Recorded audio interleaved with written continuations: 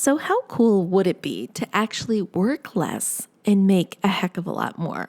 I know I would be all in on learning how to do that. And that's exactly what we're going to do today. We're going to learn everything you need to do to make that happen. Episode 160 starts right now. Hey there, welcome to the Laura Shipman Show. We hang out here weekly to talk about things like social media, entrepreneurship, marketing, tools, strategies, tips, and it all starts right now.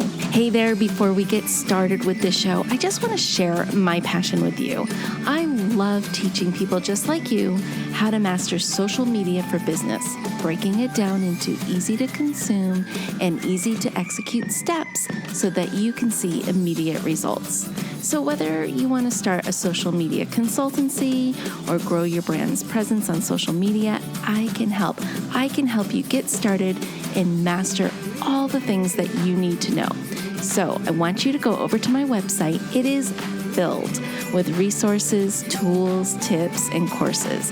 Visit laurashipman.com. That's LORA Shipman.com to get all the goods. Now, you ready for the show? I know I am. Let's get started.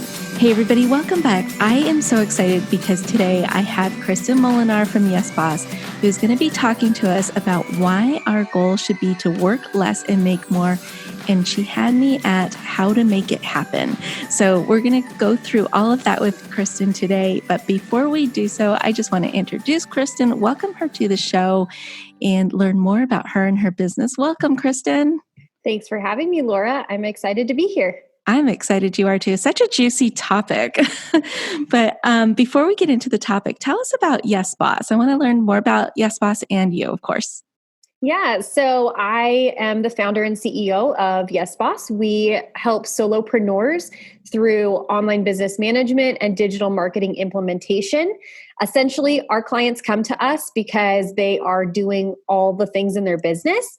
They've reached a level of success, but realize that success all by yourself doesn't mean freedom. Like, it just means being tied to the work that you're doing. And it also means that you are capping your income because you can only spend so many hours pushing towards growth and scaling. So clients come to us who are looking for help with their team.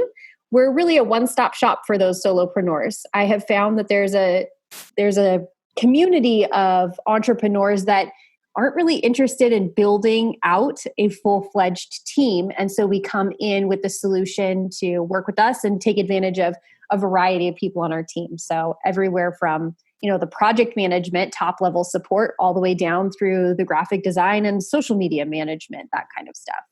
That's awesome. I mean, I can't wait to learn more about, your process and everything you do. And I think what happens is a lot of solopreneurs, they know that they want to build a team so they can get to their next level, right? But there's some fear involved in that, and they don't know how to do it and go about it and do it well. So right. I'm glad that you're here to hold our hand and help us along the way. I'm excited to do that because I agree with you. It's something that is not talked about a lot. As entrepreneurs, we talk about marketing tactics a lot, but we don't talk about team building. I'm not seeing a lot of people talk about this. So I'm excited to do that. And I think a lot of people have a fear too, because they're really good at their craft, whatever that may be.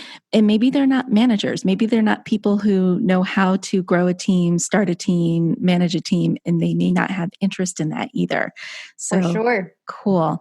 Well, let's take us through your 3-step process for working less and making more and eradicating entrepreneurial stress for good. That sounds awesome to me. Yeah. And I'll give you a little bit of backstory on this to kind of show you how we got to this point. About a year ago, my team was talking about what we saw as common themes among our clients, because we are really, truly seeing the people that come to us living in 2 camps. They're either onboarding with us and we are, just their business is like taking off, a month after that onboard process, a flip kind of switches and we're able to just run with things. And those clients are still with us, a year plus later. And then we have other clients that are onboarding with us, and it just seems like pushing a rock up a hill. Like it feels really challenging. And there is not that momentum that they experience. And so we really wanted to look at what's going on here. Like, what's the difference between the successful people that we're bringing on and the non-successful people we're bringing on? And so out of that was born this 3-step process. And what I realized is that this is what I've actually implemented in what I do. And it was pretty cool to see that. I've been able to reach 6 figures working about 5 hours per week on my business, which just, it seems crazy. But when I talk you through the process, you'll be like, okay, I understand how that happened, right? That's amazing. No, that is I wish I could get there. So I need to listen really hard. It's very, I am very strategic. So the very first step is to eliminate all non-essentials.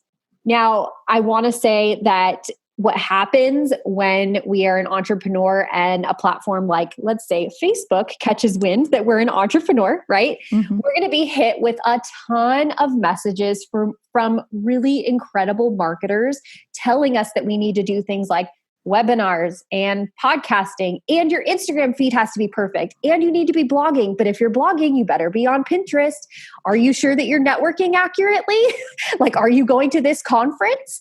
And so we're hit with all of these things. And I think what happens is we get sucked into it. We end up doing all the things to build our businesses. So what I'm finding is that there's this principle called the 80-20 principle. Lots of people have probably heard of this, right? Mm-hmm. It's not a revolutionary concept. However, I don't believe that many people are actually taking advantage of it. So in this phase of your business, and you can do this with us or you can do this without us, anyone can do this. So you really have got to look at your business in 2 camps. How are you monetizing and how are you marketing? And look at what your heart is telling you to do. So when I originally started this business, like what were the ways I wanted to show up and serve my audience? So that kind of falls in the camp of how you're monetizing. And then what are those natural ways that I connect with people? And that is how you're marketing. And then from those things that your heart loves, look at the data. What is the data saying? Are you on Instagram and literally not getting any clients from Instagram? Then you maybe don't need Instagram. I'll take it so far as to say, do you have a website and your website is getting no traffic, but you're spending all this time dilly-dallying in your website? You might need to cut your website out. I got to 6 figures with no website and no social media presence. And I say that to say, you really have to put everything on the table and measure it by this barometer of, is this essential or not? If you're doing things that are non-essential, then you're just spiraling in this, I'm doing all the things. Okay, that is such clarity just right there. And I love that you said that you were able to build your business without a website and without social media. So was it more face-to-face networking that you did? Like, how did you do that? Yes. So what I did is the way that I started my business, and this is going to maybe not apply to everybody, but the way that I started is I went and I found my first virtual assistant client on like hiremymom.com. Okay. Now that doesn't, you don't have to do it that way, but what happened from there is I started getting referrals. And then I realized I didn't want to just be counting on all of my referrals. I needed to do something for myself. So there's two different ways that I have utilized. One of them is market research. So going out and using things like Facebook groups or people that you know in like marketing or not marketing, I'm sorry, in mastermind groups or in group coaching programs, and talking to people with a genuine interest in what they need so you can figure out how to serve them. You're not trying to sell to these people that you're doing market research with, but what happens is it gets the word out about what you're doing. And what usually happens is those people end up referring you to somebody else. And so that's a very effective method. The thing that really took me to 6 figures though, was I went to a conference. It was an in-person conference. And I realized that I was sitting in a crowd of 1,100 people that were being pitched from the stage a service that I knew how to do. And in that moment, I was like, okay, these people are being told that they need to build a list. And the way to build the list is through doing an online summit. I've done a summit before. And in that moment, I decided, okay, I'm positioning myself. This is my niche. I'm putting my stake in the ground in this niche. And everybody that I met from that conference, when they asked what I did, I said, I own a virtual agency and that specializes in online summits. Oh that brilliant. that resulted in $100,000 within 10 months. Oh my gosh, that is incredible. But that was the switch for me between like, I'm doing all the things to, okay, I have picked the thing and I'm going after it with no website. That's incredible. That's an incredible story. But it's funny because being on social media and all of these things, they tell you got to be here, you got to be there. And then your business becomes so diluted that you've forgotten why you've gone into business in the first place. Yeah. Yeah. And then you're so busy trying to do everything that you've spread yourself too thin and you don't know where you're making your money or what's making you the money, I guess is where I'm getting at. That's okay. I love that. You've also lost sight of the things that make your heart happy because you've gone into this head mode of like, okay, this is what is logically being said to me by these people who know better than I do, yada, yada, yada. Yes. But like, look, as entrepreneurs, we need to follow what our heart is telling us because our greatest strength is like that creativity, and that creativity behind that sparks tons of ambition. And tons of ideas, right? Yes. Because that's why we're an entrepreneur in the first place, is because we have always been led by our guts anyways, right? Yeah. Okay, that was really good. Step 1 just has me floored. That's awesome.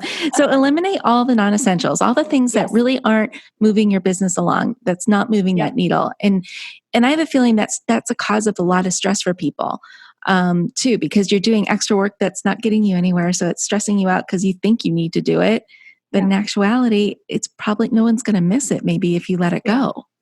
Can I add another like perspective to that even? Yeah. I think that sometimes it's hard to let it go because our ego is really fulfilled by doing all the things. And the longer our list is of things that are easy to cross off, the more at the end of the day, you get all these dopamine hits, right? Ooh, I did that pretty Instagram feed. Ooh, I updated something on my website. Ooh, I did this thing.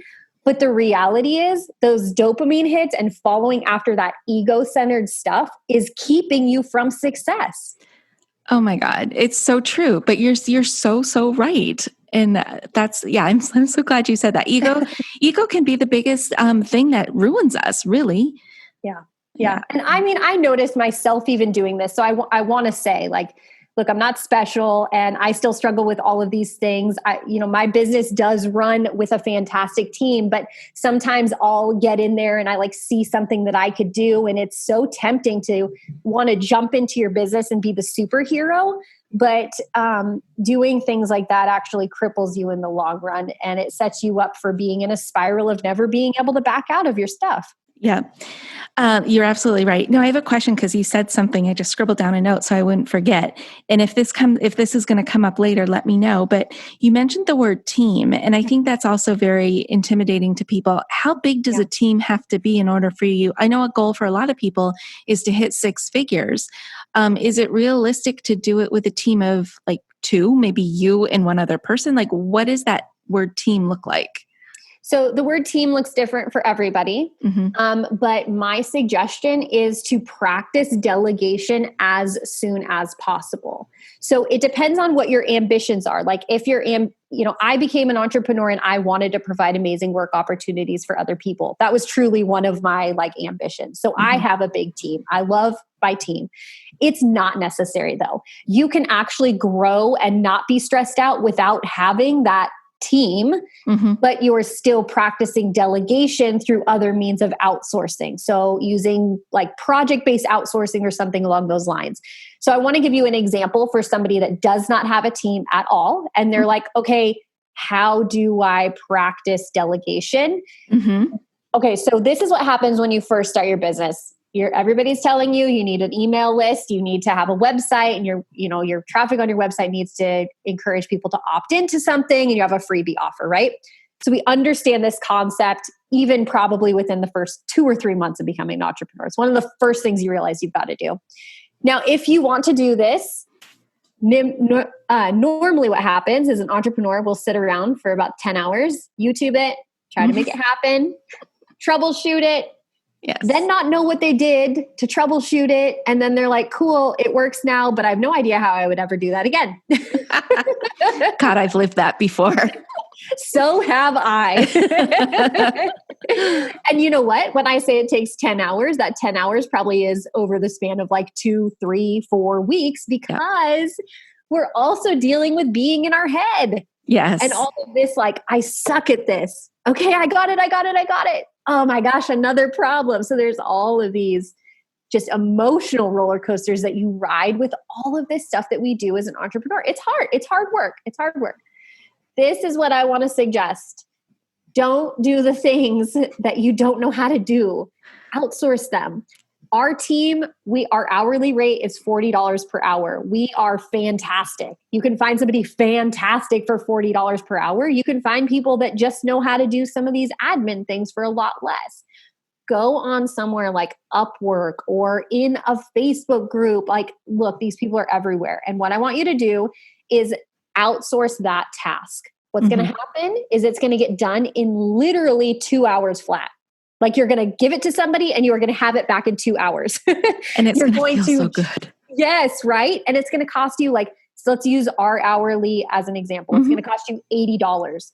If you had spent 10 hours, you're essentially saying you're worth $8 an hour. Yes. Ouch. Ouch. Yeah. The other thing I want you to do, though, is we're going to create your very first asset in your business. You're going to ask that person you outsource to then film a screen recording showing you exactly how that happened. That becomes your very first video training in your standard operating procedures document.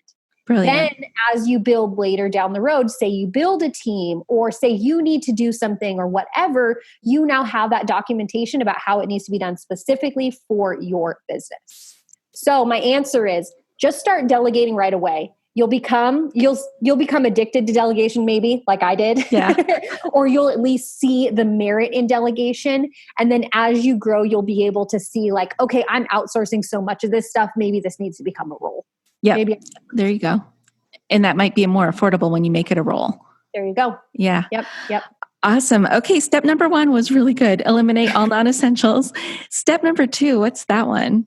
Okay. So step number 2, we started talking about it with this. So it's automate and delegate. I put these two things together because if automation is not your zone of genius, so if you don't geek out on project management, if you are like me and you're not much of a finisher, I'm going to own that. I'm an idea girl. I love it. I'm not a finisher. I should not be automating my own processes. That should be delegated as well. So we put those two things together.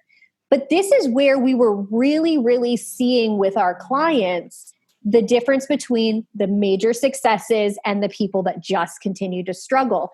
What kinds of things are they delegating? Yeah. You know, we still have to this day people that come in that try to say things like, you know, I'm really interested in a LinkedIn strategy. I just heard that I really need to be on LinkedIn. And it's like, but do you have success on LinkedIn? Like, have you proven that thing? Like, have you dialed in what it is that works for your business? If not, then don't be delegating it to just an assistant. I mean, maybe you could bring in a firm to like do that whole strategy kind of thing. That's more expensive. But what I'm getting at here is stop bringing in people and then just filling their time with fluffy stuff that does not move the needle. You need to build a team that's actually magnifying those things in your business that make a difference. And with that team, I think the first step is, how do we automate? Like, we don't want to be doing things manually for our clients that could go on automation. That's also a waste of their money. Yeah. But there's another thing without a team, like you might want to automate, if you decide that delegation is just like a project-based thing for you, you may be doing something automated, like let's use HoneyBook for an example. Don't take this as me recommending HoneyBook. It's just something off the top of my head. This is like a client management system. Could you automate with a client management system that costs $100 a month? Would that save you 5 or 10 hours a month? That's, essentially, if you break that down, if you're doing the things manually, it's saying that you're worth $10 or $20 an hour. You're probably worth more than that as an entrepreneur. Yep. I don't have a team. It's just me, but I do delegate things out. Like I'm not a numbers person, and I hate tax season and I hate doing my books. And so I have a bookkeeper who does all that. And then I delegate my website out to a web person so I don't have to deal with it when things go wrong. Yep. Because then you end up going down that rabbit hole of trying to, do it yourself on YouTube videos to figure out what the issue is. And then you're probably not figuring out the full issue anyway. So just hand it over to the professional, right? So, Yes. yeah. So for me, like I started small, bookkeeping and my website were the two small things that I did to get rid of, but I know there's other things I could do. And then the automation part I love. Like I'm a geek now when it comes to like Calendly and Zoom. The fact that those two talk to each other and that they can figure that out on their own is just amazing to me. And I love it.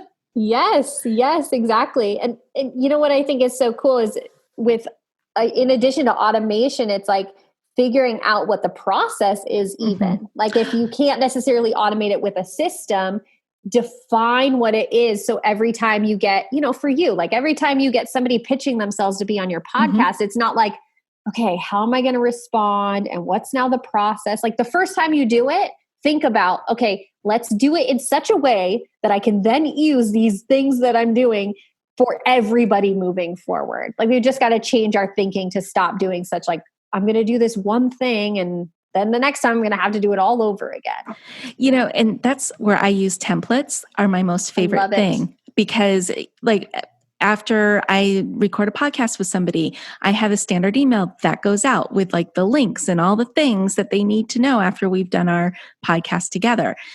And I kept writing the same thing when I first started out, the same thing over and over again. I'm like, why am I doing this? Just save it once and then send it, and then have it ready to go. Yeah. Yep. Sometimes it just takes a while to get there. It does. It's all right. We learned. My team actually introduced me to canned responses in Gmail. Have you heard of that one? No. I didn't know about this. See, my team's very brilliant. They teach me all kinds of things. It's literally, so I use, and my whole entire team, we use Gmail to host our work email. And it's literally this button in the bottom right corner that you pull it up and there's all these templated emails that you have and it literally just populates right into your Gmail. Brilliant. It's all in Gmail. So if you need to know how to do that, just do a quick YouTube. Gmail canned responses. Gmail canned responses. Amazing. Yep. Cool. Okay. What's number 3 on your list? We've got the eliminate the non-essentials and then we did automate and delegate. What's number 3? Number 3 is generate effort-free income. I love that. So your team, the people that you've delegated to, they should be producing income for your business. Alternatively, if you're working without a team, there should be ways for you to produce income without the work being on your shoulders. So let me talk you through a way that we do this for one of our very successful clients. She teaches people how to book stages. So how to get on like TED Talks, how to, that kind of thing. So doing that initial research and then pitching and then all that follow-up, right? So she teaches people this. She's a coach and a consultant. So this is probably a lot of people that might be listening right now. They're like, look, Kristin, I don't own a virtual assistant agency. I'm not doing admin for people. I'm literally talking. I share my knowledge for a living. Okay, you can still do this, right? So what we do for her is she has a group of people, which everyone does in their audience, that want VIP support. They're like, great, you've told me how to do it. If I could just pay you to do it for me, I would give you the money. These people exist in every single audience, right? Mm-hmm. So what we do is we come in as part of her team. She sells them on a package that's over $1,000. We do all of the execution and we charge less than $750. So she's literally serving her clients in a greater capacity, which is making them incredibly happy. She's adding more profit to her bottom line, and we are getting work. So it's this like triple win, and this is a way for her to increase her income without adding anything to her plate. That's awesome. That is incredible. I love that. Great idea. So another way to do this, if you don't have an internal team, is like, how can you partner with somebody who can offer this kind of stuff to your clients? So then it becomes this, essentially it's white label support or white label services, but you can do this, with somebody who isn't already on your team, doing that kind of like partnership with them. But I just see that there's so much additional profit potential in audiences that goes untapped because lots of entrepreneurs are limited to thinking how they can serve. And they're like, I can't take on that work because I just don't have time. Well, good. Don't take on that work. You should not be taking on more work. You need to figure out how to make money without you being on the hook. That's what's going to create longevity in your life too. I mean, let's face it, in the middle of a pandemic, if you were a mom, your schedule got flipped upside down. Mm-hmm. If you had put things in place that allowed you to make effort-free income, then your work or your income would be less impacted because you would be able to continue to generate a profit without you being on the hook for actually doing that work. Yep, I love that. Actually, I white label my stuff. I create social media content, right, for different clients, but I tend to work with a lot of SEO guys, and they're like, we don't want to touch social media, but our clients want it. And so it's exactly that system that you were talking about. I'll give them a white label price, then they'll take my price and bump it up to their client, and it's a win-win for both of us. Yeah. You know what I love on the service provider end, like you're talking about, like on our end? Yeah. Literally clients land in your lap. You didn't have to market them. You didn't have to do any sales call. Like it's beautiful. It's a beautiful thing. It really truly is. I love that. That is amazing. So those are some really, I thought when you said make passive income, like I thought you were going to say, oh, do a digital product or something like that, which I'm sure is one thing you could do, but I like this. This is different. Like this is really good. And it just kind of opens up the creativity channels in your brain to start thinking about ways that you could monetize your business differently. I think that's really super important. Okay. The point I wanted to drive home though is like your team needs to be responsible. Yes. Because if you're doing a course, there's only so much you can delegate, which I do think courses are great. All the digital stuff is great. But I want to drive home like your team needs to be adding to your bottom line. Sorry. Which is, no, that's a brilliant, no, but that's brilliant because sometimes we do get like tunnel visioned and we think it's only on our responsibility. But if they are a so-called team, they're part of the whole process. They need to be a part of the whole process. Right. And that includes generating income too, which, and I don't know how I want to come off and say this, but that also helps pay their salary too. 100%. Yeah. It's job security. Like if our clients can make money off of our work, that's my favorite way for them to pay us because when things happen, they aren't going to cut us off right away. And that's really what was going on with these clients that were not following these processes. They're having us do non-essential stuff and they're cutting us off as soon as any financial anxieties hit. Right. Exactly. That's excellent. Exactly. Okay. So tell me, you told me something in your notes to me. You said something about the do-it-yourself mindset is the anti-entrepreneurial situation. Like, how is that anti-entrepreneurial?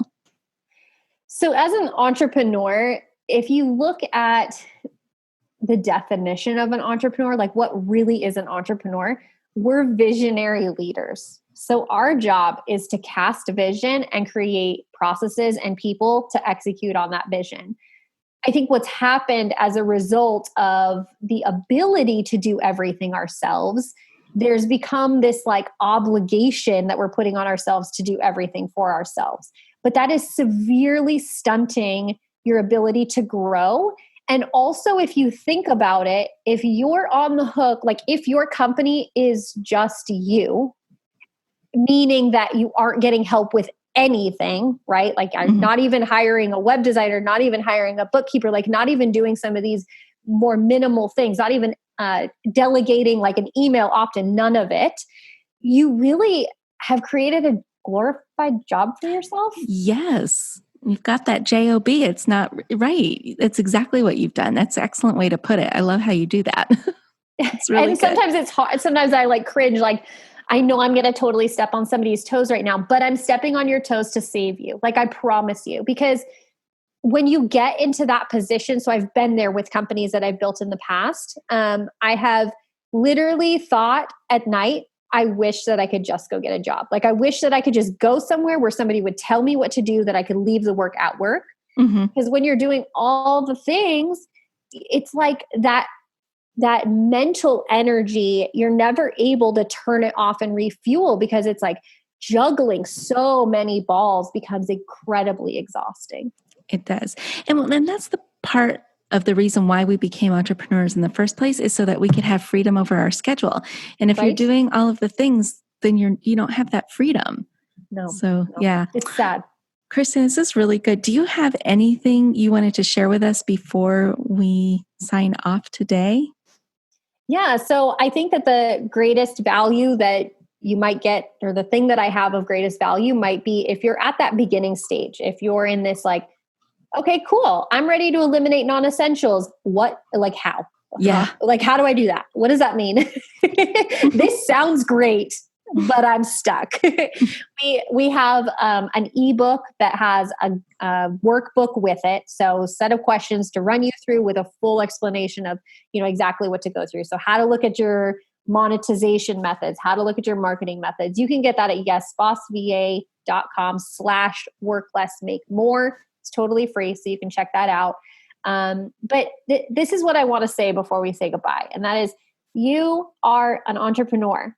You're in control, and you can have a life of freedom. Your business and your life can be full of joy. It's just a matter of taking a critical look at what you do and being a bit strategic, but having a wonderful business and really enjoying all of this stuff. It is so incredibly possible. You've just got to do some digging around. And then you're setting your foundations in a spot where you can just grow, and really the possibilities are endless.